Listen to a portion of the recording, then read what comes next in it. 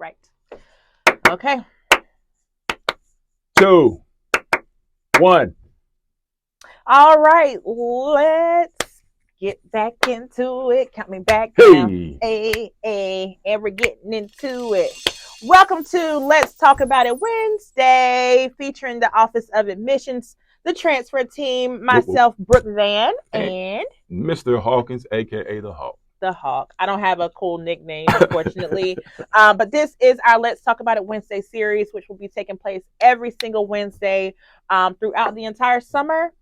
Each and every Wednesday, we're going to bring to you some hot topics for our transfer students, as well as some great academic resources, some student resources, just a little bit of everything to really keep you all engaged and to give you some options that you can have if you are looking into becoming a Bronco. And so today, We're here. we're here. Ladies and gentlemen, we're in the podcast studio. Brooke, how you like the podcast studio? I'm loving it. The equipment is nice. This is my first time in here, but it's not new to the university. Let's be clear Let's on be that. clear about that. Let's be clear about that. It's a part of The COM program, Media Productions. Not only do we have a podcast studio, we just so happen to be filming here. We also have a radio station, yes, TV station. We even have an art gallery for our students and staff. So Mac Lab. We have the full setup. So for our students who are interested in starting their own podcast here on our campus, we have it all here for you. Applications are still open for our students. The deadline is June 30th, so it is not too late to apply to Fayetteville State. The application is through our Broncoville portal, or you can just simply visit our website, which you see right here in the background, just by going to the admissions page. But for our transfer students, it's not a difficult process. All we need are your official college transcripts, as well as for you to apply. If you are military connected, the application fee is waived. So go ahead and get those applications in. And of course, don't forget our tuition per semester in state is $500. Out of state, it's $2,500. 2500. We appreciate you all tuning in. Hope you all enjoy the interview. Alrighty. 3, 2, 1. Ladies and gentlemen, welcome to Let's Talk About It Wednesdays. I am Mr. Amarish Hawkins, aka the Hawk. Some of you all we've had conversations with you in terms of recruiting purposes. And so we're here for our Let's Talk About It Wednesdays to speak with one. In matter of fact, I'm allowed the person to give their name, their position, and what they do here at Fayetteville State. So you can hear it straight from their mouth. And with me, we have Dr. Miriam Delone, and I'm a professor in the Department of Criminal Justice, but I'm also the Assistant Dean for the College of Humanities and Social Sciences. Big wig. That's how we do it at Fayetteville State. And so we're just going to just have a general conversation about what it means to be a part of this department.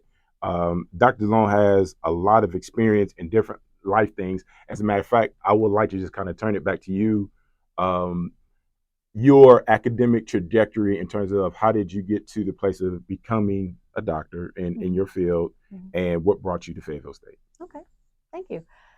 So I started out going to college thinking I wanted to be a lawyer, and I decided I was going to be political science with a minor in criminology. So as I started taking criminology classes, I realized it wasn't the law practice I was interested in. I was interested in why we have the laws that we do and why we use them the way that we do, which is really more of a social science type of research and basing policy on evidence, things of that nature. So I got my first job at an urban university where we got to address a variety of things in the community and in society. One of my research areas was hate crime at the time, and so I really enjoyed that and did a lot of research on race and sentencing in various places across the country. And then I spent some time at a PWI and enjoyed that opportunity in terms of developing my research skills and what I enjoyed studying. Law and social control was kind of my area, or race, ethnicity, and crime, what I was publishing in at the time. And then as my husband joined me as a university professor in a similar area, we decided our next trip really ought to be at an HBCU to see what we could bring from our experiences to this environment. So it's been really fun being here. I enjoy the people. I enjoy the students that I'm working with, the people that I'm working with. And it's just really kind of a nice environment. We do start with a group of people who have a great deal of passion. Coming to an HBCU is more than just filling out an application. You're drawn to it because maybe this is where your family members have gone. Maybe you grew up in this community, or maybe you come from across the country and you just like the emphasis on learning and change agent to try to, do something in society where you can have an impact and, uh, make a living at what you're doing. So yes, we came here with the idea of, being professors kind of in a way that the students at the PWI didn't really need us to be. They didn't really need us in our offices all the time to answer questions about things that weren't even related to class, but how we got to where we are and what we see the world as and what we see the world can be. And that's what I find the HBCU student wants to have that kind of conversation, whether it's walking to class with you or coming by office hours or just bumping into you at the coffee shop. And it's really nice to have an impact on someone that you can help them realize how they can change the world, what they're passionate about, and how to turn that into action. Appreciate you sharing that.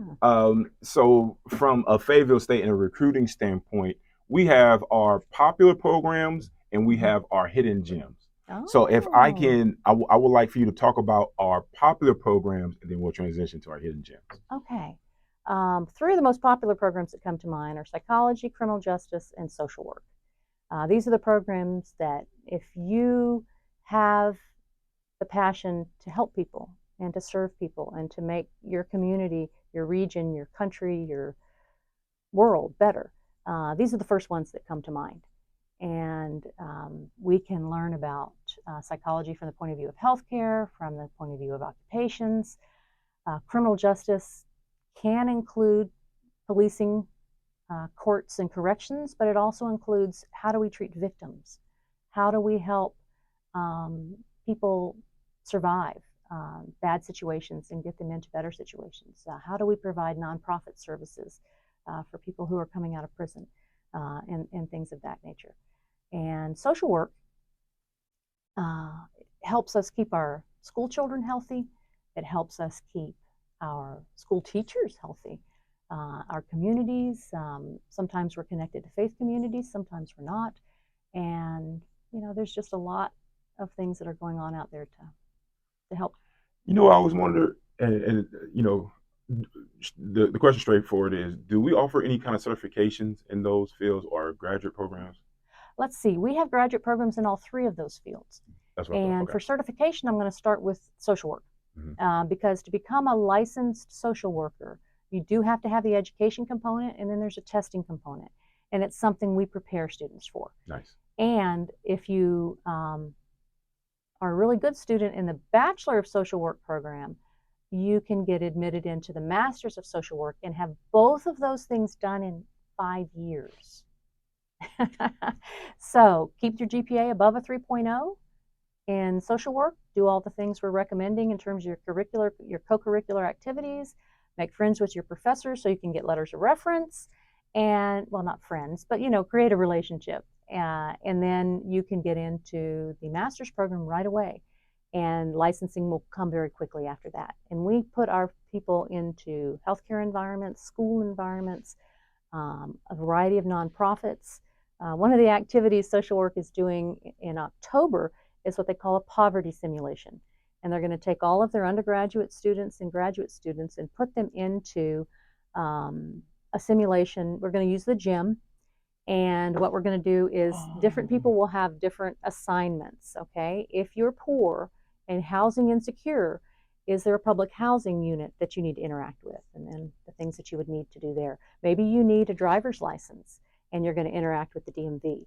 And then there'll be people such as myself and the social work faculty who will be the people who are the employees in those agencies. So I've decided I want to be the Department of Motor Vehicles, where you come to get a license. And I'm going to make it the most frustrating thing that you've ever had to experience. And kind of just give you that real, like, well, what do you mean you don't have a birth certificate anymore? I can't take you to you can't get any ID without a birth certificate. And, we give the students a little case study and a little description of what their character's supposed to be. And, maybe they're coming to the DMV and they have a crying baby. How are they going to deal with that? Maybe they're re-entering from a correctional environment and how are they going to get housing because they can't get public housing.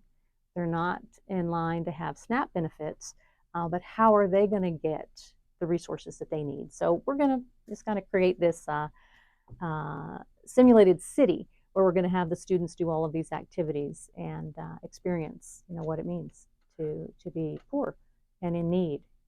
So when I was a student here, I remember seeing that the tent city pretty much, and they was outside at the tennis courts at the time. Mhm. I didn't know that was part of the College Humanities Society. So Yes. that is super dope. Yeah. Now the second part of our question in terms of the hidden gems, I'm actually going to pause here because we have Miss Brooke Van, and she's going to take you through the rest of the interview in terms of the conclusion of it all. But we're still going to get the same information. Okay. Very good. That's the editing part. I got to edit. Okay, so thanks, Hawk. He has tapped me in. So I just would like to know, what are some hidden gems that you all have available in your college? Oh, thank you. So one of the hidden gems is our program where you can get a Bachelor of Science in Interdisciplinary Studies. We have a number of students who come to us after having kind of started and then stopped in their college career. Right. And that also might include the military. And so when you ask someone, in their mid-20s, what kind of degree do you really want? They may answer with something that doesn't formally exist. And interdisciplinary studies lets you kind of create your own concentration, take advantage of courses that you've taken in various areas, and then you can, create a degree that corresponds with your passion and what you would like to do for a career. There's a core that involves what our business leaders say that they want to see from our students. They want to see critical thinking. Right. So we do extra logic. We want to see global awareness. So they have extra global awareness. They want to see ethical decision makers. So there's an extra ethics class, and then some leadership classes that become the core for that major. But then you can add the leadership that you had when you were in the military to that. And now I want to learn what would take me to law school. So you do the pre-law and paralegal minor in English. And then you have an interest in communications. So you add the communications minor to that. A little bit of everything. You've created your own degree that makes you super special, but also makes you marketable. Whether you're going into a professional program like law school, or you're going back into the military perhaps as a commissioned officer, or into some other career. Now, so in a nutshell, this is a great degree for someone who has possibly switched their major a few times. Yes, it is. And, just sitting down and giving some thought to, well, what does it mean to combine psychology and history? And, coming up with, something that's unique for you. Right. I think it's really great. Now, is this program offered online? It is. It is. It is an online degree completion program, which means you can enter the online portion of the program when you finish the university core. Okay. And that's 38 to 40 hours. But if you've been taking university classes at various times in your career, you probably have 2 English, a math, a global literacy, and ethics and civic all those engagement. prereqs. So you probably have that. Nice. Or can take care of what's missing fairly quickly. Okay, that would be great, especially for our military connected students. Are there any other hidden gems or new programs coming about? Let's see. I think everything in performing and fine arts is a hidden gem. I agree. And we have the ability to move people into art education, to music education, to visual arts in terms of your own passions, and you're an entrepreneur because you're creating your own art and selling it. So we have that, plus music, plus theater. A lot of our theater students also do the dance minor, and you're out there, helping run a theater company, which every city of a certain size in North Carolina has, and so you can start doing that, and you can enjoy what's in our PFA programs, performing and fine arts, if you want to join the band, if you want to join the choir. If you want to join esports, you become connected with that unit as well. Yes. And so one of our new minors is esports, and you can combine it with any major. And it gives you, it's interdisciplinary. So you're learning how to write a script through an English class. You're learning how to do game design which involves digital and virtual arts. Our viewers will love that. There's a little bit of computer science associated with that. And then you're Uh-huh. going to learn about production and marketing with the classes that you're taking in the business college. So it's a really Any gamers fun out idea. there, definitely consider that. I always Yeah. like to tell people there's a way to make your passion or what you like to do for fun into a career. Absolutely. And so they often get kind of discouraged by that, or you have someone who's looking to, again, open up their own business, or again, they're into gaming and they just think that, okay, this is just a hobby. Right. But I'm like, no, there's different opportunities that you can have to just turn this into a degree. Right. And you can expect that the students who run this, the esports lab on campus, they'll be doing tournaments. Sometimes they do tournaments with the early college students who are on campus, kind of create that little rivalry. But they've also worked with other universities in the system, in the region. And I tell parents when I'm recruiting, that if a student's in a tournament and makes $500, then they just paid their tuition. Exactly. And NC promise. Yeah, right. And so it keeps a lot of students focused. And one of my stories about the esports lab is that I was trying to help marketing find a student who could talk about the lab and play a game while they kind of filmed him. And I went over to the lab to find somebody, and I did find a student who was there during finals week typing the paper. And he was using the eLab to type the paper because it was quiet in there. And he said, and I'll do some gaming when I finish. Like, okay, that's tell a me win-win. how long that's going to be, and I'll have the camera crew come over. And that's a perfect photo op. I definitely love that. I know recently we had our spring open house. You may have touched on this already, but I recall us doing some drone demonstrations. Are there some new aspects we have into that program? Yes. It's a program called Geospatial Science, and it's what we would have called in my day geography. Okay. And we also have a connection between geospatial science and intelligence studies. We have a certificate that can go with any major where you can learn with intelligence studies, the national security implications of the information we get from our satellite system, but also the information we're getting from drones. And yeah, it was a really nice opportunity for Dr. Tran to show off, some of the things that we're doing in that area. And private companies use drones. Engineering companies want to use them to get to parts of bridges that they can't see easily. Journalists want to use the drones in terms of understanding maybe a wartime environment or some sort of natural disaster in a way that's actually can't get safer than actually getting there themselves. So there are a lot of government applications, but there are also a lot of private applications. Where it overlaps with my discipline, I'm criminal justice. So all the police departments are using geospatial information to map the location of where crimes occur so that they can target prevention. I love that. Yes. They use some data to really to cut it down. Making evidence-based decisions. Exactly. Nice. So it all really ties in together. Are there any other things that we should know or be on the lookout for?